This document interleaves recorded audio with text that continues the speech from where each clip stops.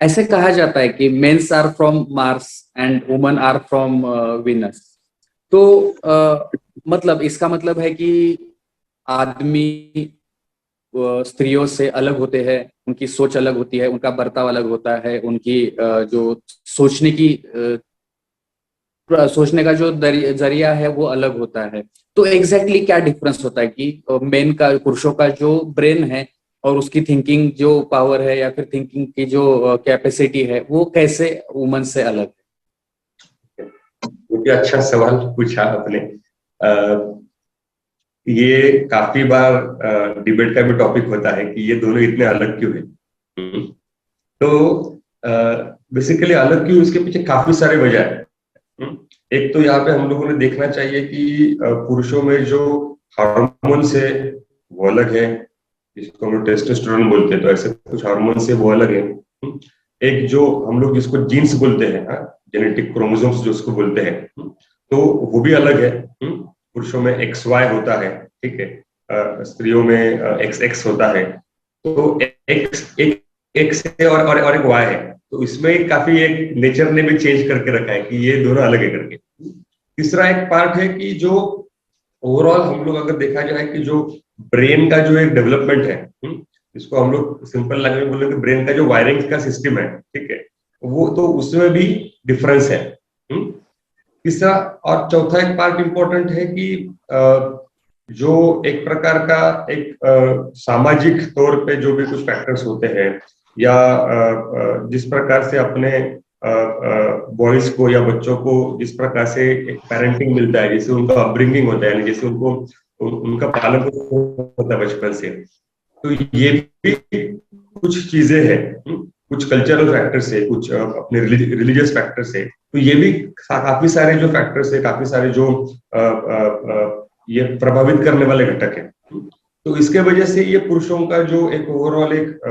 Brain है या overall एक फंक्शनिंग है, तो ये स्त्रियों से काफी तौर पर अलग है। खास करके अगर हम लोग कुछ बेसिक अगर चीजें इसके बारे में डिफरेंसेस अगर देखना चाहेंगे, हाईलाइट करना चाहेंगे, तो क्या होता है ना कि एक प्रकार से जो पुरुष जो होते हैं कि उनका इमोशनल एक्सप्रेशन कम होता है। यानी जो हम लोग इसको बोलेंगे ना कि अपने भावनाओं का जो उन्होंने लोगों को बताने चाहिए, उसको एक्सप्रेस करना चाहिए, तो वो बताने के बारे में भी पुरुष थोड़े से कम रहते हैं, वो थोड़ा एक्सप्रेस नहीं कर पाते हैं, या करना है तो किस प्रकार से एक्सप्रेस करना है, इसमें भी थोड़ी सी डिफिकल्टियां होती है। बहुत बार ऐसा भी होता है ना कि जैसे पुरुष घर पे आ जाते हैं काम करने के बाद, और फिर बीवी पूछती है, कुछ ना कुछ सवाल पूछती है, तो वो थोड़े से भड़क से जाते हैं कि वही सवाल क्यों पूछ रहे हैं, या उनके पास ज्यादा कुछ बोलने के लिए बात नहीं रहती। इसके पीछे भी एक वजह है कि जो एक भगवान ने जो बना के रखा है ना, या जो नेचर ने बना के रखा है ब्रेन और जो सिस्टम है, कि दिन भर में पुरुष जैसे फॉर एग्जाम्पल समझ लो कि 2 या 3 हजार वर्ड्स या शब्द बात कर सकते हैं, और स्त्रियां जो होती है या फीमेल्स होती है, वो मेरे ख्याल से 8-10 हजार वर्ड्स तो कम से कम बात ही कर लेती दिन भर में। तो ये भी एक बहुत बड़ा डिफरेंस है। तो एक जो रिजर्व जो दिया है ना कम्युनिकेशन के बारे में, वर्ड्स का जो रिजर्व है, जो दिमाग के प्रोसेसिंग में होना चाहिए, वो भी थोड़ा कम है, और इसलिए जो इमोशनल एक्सप्रेशन करने में भी उसमें या डिफिकल्टी आ जाती है, या कम्युनिकेशन में डिफिकल्टी आ जाती है। और इसको भी कभी कभी एक गलत फहमी की तरफ से देखा जाता है कि ये तो बात ही नहीं करते, या ये पुरुष जो है वो किसी को समझते नहीं, या उनको बात करने में इंटरेस्ट नहीं होता है। ये भी कभी कभी गलत फहमी हो जाती है। तो ये और एक बहुत बड़ा एक कोर डिफरेंस है। तीसरा एक अगर हम लोग देखा जाए ना कि जो मेल का जो साइकोलॉजी है, उसमें बनने के लिए ना एक अपने काफी सारे जो सामाजिक फैक्टर्स है ना, जो बचपन से जो पुरुषों के जो लाइफ में जो होती है, पेरेंट्स के तरफ से, अपने जो मित्र परिवार है, या अपने जो घर के जो बड़े बुजुर्ग हैं, रिश्तेदार हैं, उनके तरफ से भी एक तरीका सा एक ऐसा एक दृष्टिकोण लेके हम लोग चलते हैं कि वो दृष्टिकोण में हम लोग सोचते हैं कि अच्छा,